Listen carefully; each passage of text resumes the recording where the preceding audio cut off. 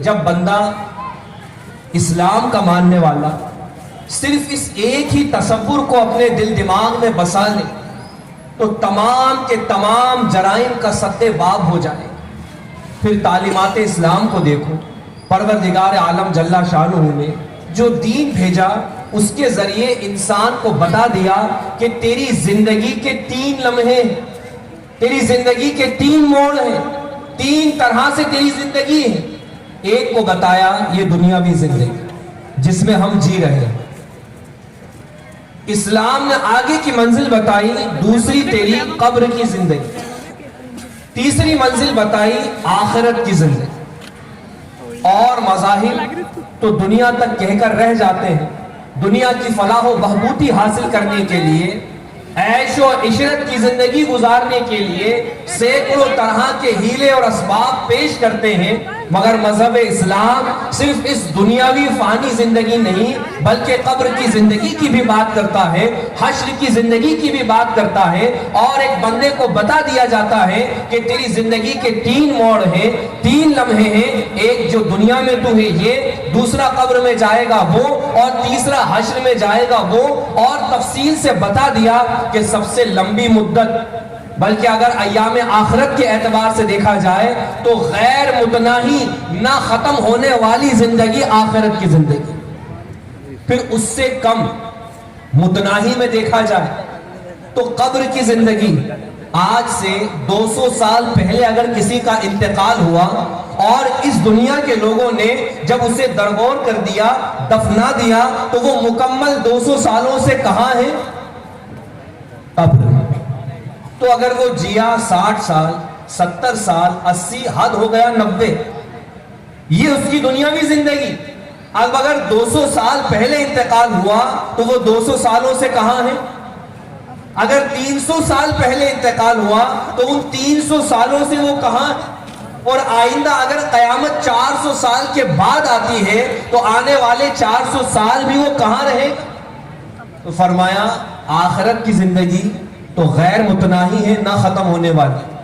قبر کی زندگی اگر حیات کی زندگی سے مقابلہ کر کے دیکھی جائے، تول کر اور توازن کر کے دیکھی جائے، تو قبر کی زندگی بھی دنیا کی زندگی سے بہت طویل ہے.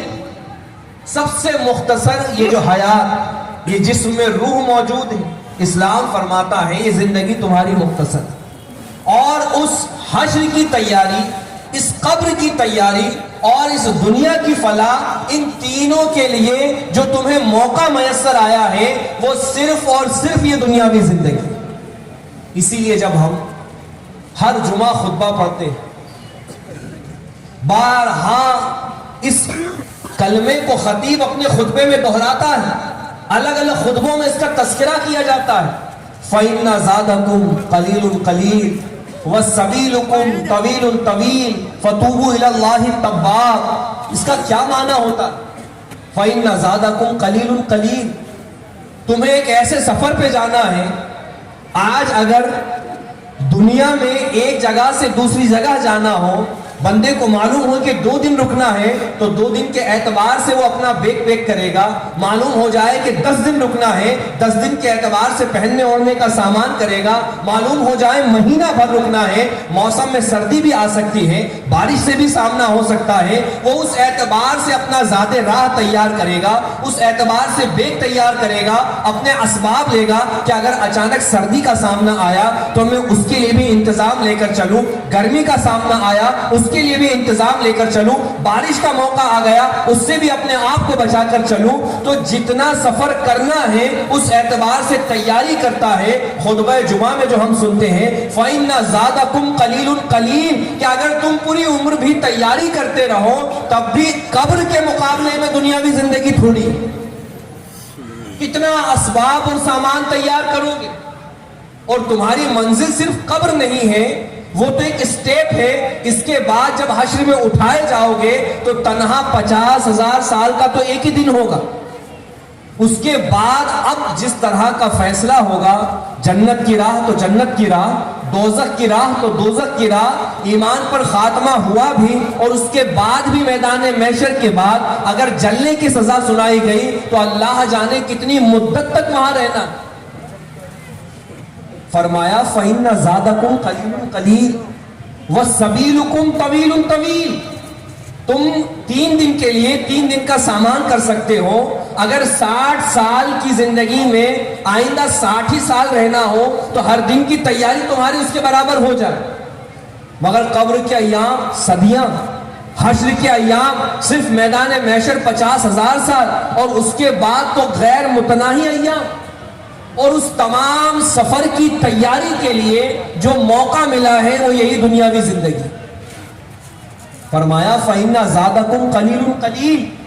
تم نے جو زاد راہ اکٹھا کیا کہ تھوڑی بہت نمازیں پڑھ لی، کچھ غریبوں میں خرچ کر دیا، کبھی کسی کی مدد کر دی، دل آیا تو جو ہے کہ کسی کا ہیلپ کر دیا، نہیں دل میں آیا تو کوئی بات نہیں. تو جو تھوڑا بہت سرمایہ تسبیح کا، ذکر کا، خرچ کا تم رکھتے ہو، فرمایا فَإِنَّ زَادَكُمْ قَلِيلٌ قَلِيلٌ. یہ بہت کم سے کم ہے. اور سبیلکم طویل طویل. اور جس راستے پہ تمہیں جانا ہے، قبر کا راستہ، میدان محشر کا راستہ، آگے کے ایام، وہ بہت زیادہ طویل ہے.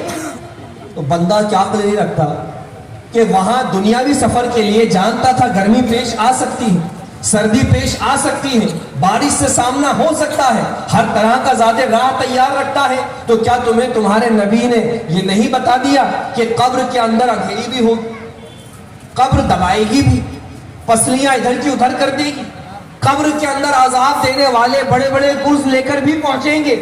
کیا تمہارے نبی نے تمہیں سب سے آگاہ نہیں کر دیا کہ وہاں سانپ بچھوؤں سے بھی سامنا ہوگا؟ تو سفر تو تمہارا ایک قبر بھی. وہاں قبر کی تنگی کو دور کرنے کے لیے کیا کیا؟ اس کے اندھیرے کو دور کرنے کے لیے کیا کیا؟ اس سفر میں تمہیں مصیبت نہ پہنچے اس کے لیے کیا کیا؟ اور یہ تو صرف قبر کی بات ہے.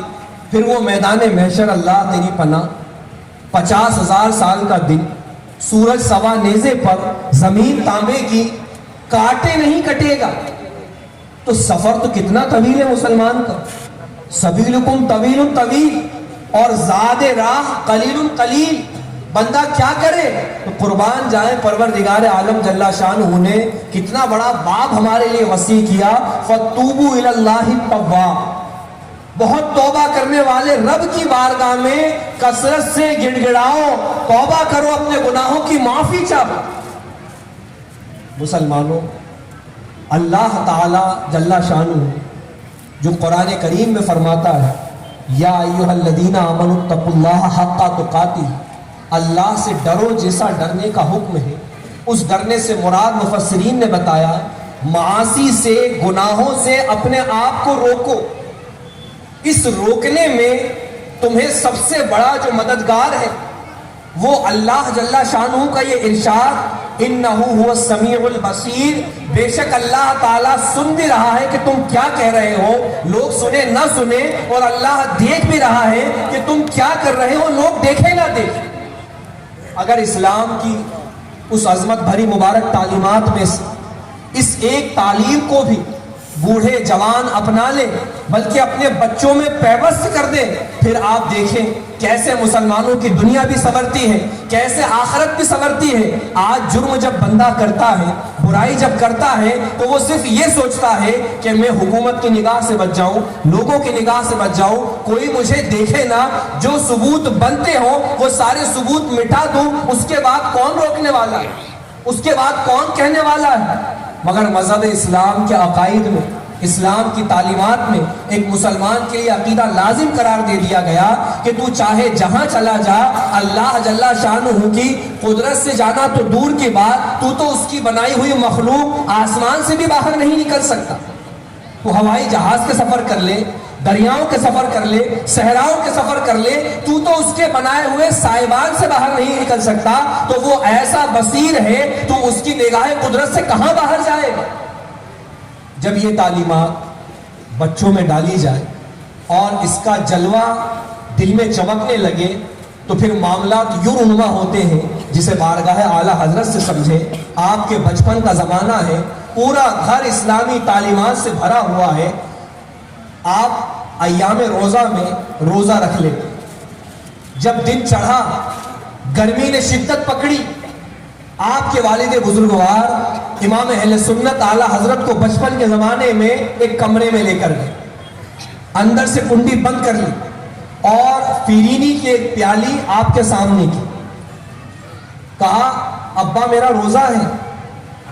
انہوں نے کہا ہاں بچوں کا روزہ ایسے ہی ہوتا ہے، ہمارے یہاں دیکھتے ہیں نا بچے روزہ رکھتے ہیں، ایک داڑھ کا رکھا، بچہ بھی اٹھتا ہے سحری میں روزہ رکھ لیا، بعد میں کھاتے پیتے ہیں۔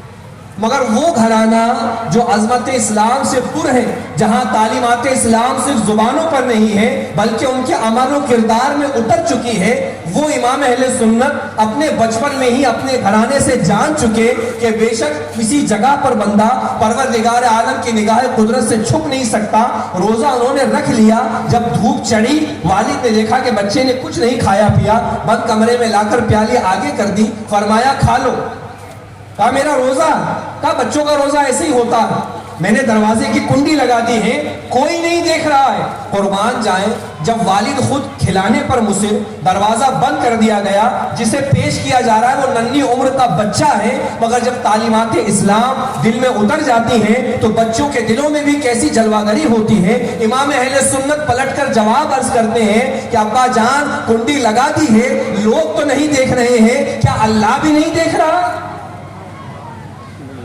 اللہ اکبر، اللہ تو ہر جگہ دیکھ رہا، کوئی جگہ اور کسی جگہ کا رہنے والا اس کی نگاہ قدرت سے پوشیدہ نہیں۔ یہ جواب کس نے امام کو سکھایا؟ یہ بات کہاں سے آئی؟ یہ وہی عظمت اسلام سے پر گھرانہ تھا کہ جب گھروں میں تعلیمات بچوں نے بچپن سے یہی پائی تو امام اہل سنت نے کہا کہ نہیں، اللہ تو دیکھ رہا ہے، بس اتنا جملہ سننا تھا کہ آپ کے والد بزرگوار کی آنکھیں نم ہو گئیں، دروازے کی کنڈی کھولی اور آپ کو باہر لے آئے۔